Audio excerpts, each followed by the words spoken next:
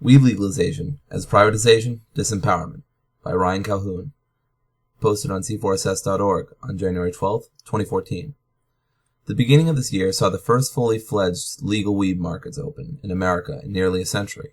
Lines formed similar to those for a midnight movie premiere. Giddy stoners stood in shops in amazement at the ease, variety, and quality of the shopping experience.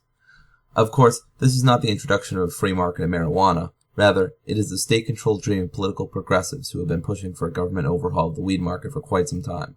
At the root of this movement is an ethos of paternalism and extortion. Weed must only be legal under the condition that the government can act as a partner and that it be put in the hands of responsible retailers. And thus, big marijuana is born.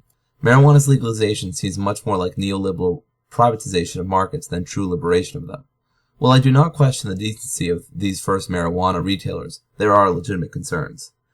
Those most victimized by the state's rabid oppression of marijuana markets will find themselves very often out of luck, as extensive background checks are required by law, and any drug felony charge is enough to exclude individuals from operating as vendors.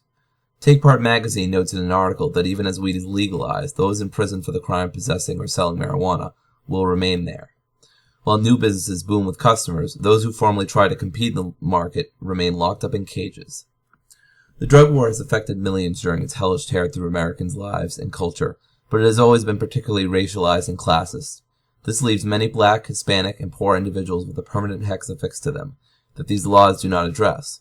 Like with the Beltway libertarian conception of privatization, legalization picks the winners of the weed market from those who are lucky enough not to find themselves on the wrong side of the law, and who already have access to the capital to invest into this expensive business.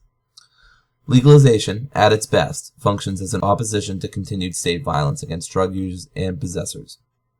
It is therefore troubling that we find even after the so-called legalization, many remain shackled both by the pre-existing landscape of the market and by new regulations which prohibit them from participating in it. It is never by the political means we realize our freedom, but only a holdback of even worse oppression. We fight an uphill battle against the incredible damage the state does. And now, facing the age of big marijuana, we might be shocked to find the sorts of restrictions many established pot shops favor. In order to delegitimize street dealers, we have to treat them as inherently dangerous and volatile. This is the current direction of the marijuana movement in this country. It is towards centralization and exclusion, as are all white markets to some extent or another. This can be changed. It can be changed by fully humanizing and recognizing as innocent anyone and everyone accused of a drug crime. It can be changed by recognizing all individuals as legitimate self-owners, whose purchases and consumption are not the business of bureaucrats, cops, jailers, or regulatory agencies.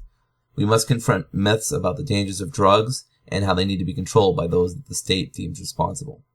On the bright side, attitudes are changing, especially towards marijuana use. The general tenor of the country has reached its most sane and scientific. Weed is neither dangerous nor a big deal. It is a personal choice. The only organization that seems to be living in the 1980s anymore is the federal government, which has stayed rather quiet this first historic week of 2014. Its miserable attempts to control even the most innocuous drug use are coming to a close. It is time Colorado, all other states, and ultimately all individuals fully accept the ethos at the heart of the anti-drug war movement. You cannot control us. This has been Weed Legalization as Privatization, Disempowerment by Ryan Calhoun, as posted on c4ss.org on January 12, 2014. You've been listening to Feed 44, a project of C4SS, otherwise known as the Center for a Stateless Society. Learn more at c4ss.org.